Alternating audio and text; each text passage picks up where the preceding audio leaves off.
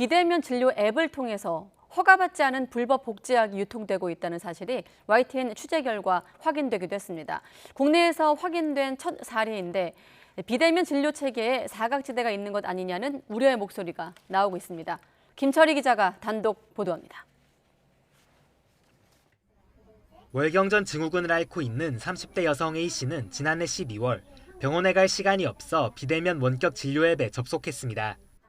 의사와 전화 상담 뒤 평소 먹던 경구 피임약을 처방받았는데 약국이 메신저로 연락해와 당장 재고가 없으니 대신 같은 성분으로 된 약을 지어주겠다고 해 별다른 고민 없이 동의했습니다.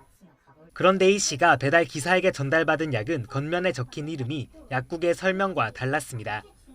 인터넷을 검색해보니 국내에선 유통 허가를 받지 못한 불법 복제약이었습니다.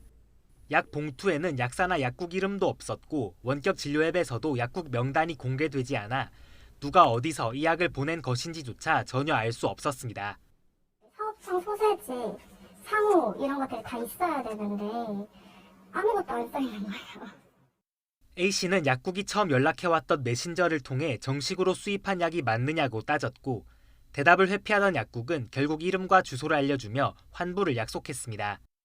바로 약 선생님한테 물어보거나 할 수 있었을 텐데 이제 비대면이다 보니까 계속 소통을 할 때 카톡으로 소통을 해야 되고 제가 정확하게 궁금한 걸 물어봐도 그분이 계속 피하는. 해당 약국은 불법 복제약을 보낸 사실은 인정하면서도 환자 상황이 급한데 당장 약이 없어 제공한 것일 뿐이라고 해명했습니다. 본인이 급한데 지금 유통이 안 돼, 그 약 자체가. 대면으로 오시는 분들께도 요 약제로 안내를 하고 계신가요? 본 적 없어요. 연락이 못해요.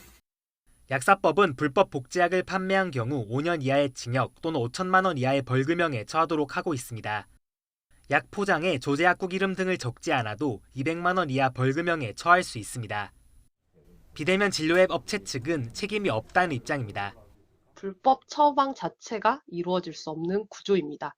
그리고 제휴 약국의 처방전 관리와 이후 피드백, 고객의 피드백 등으로 데일리 모니터링 및 실시간 대응이 이루어지고 있는 상황입니다. 하지만 환자와 병원, 약국을 연결해주고 이윤을 챙기면서 약국 명단은 공개하지 않는 등 관리 책임을 회피한다는 지적이 나옵니다.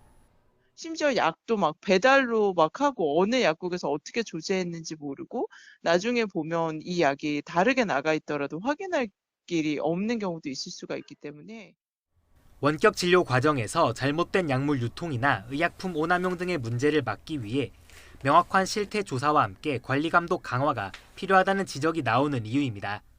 복지부가 지침을 보다 정교하게 보완을 하고 식약처는 무허가 수입 의약품이 유통되는 것을 방지하기 위한 모니터링을 강화해야 할 것입니다.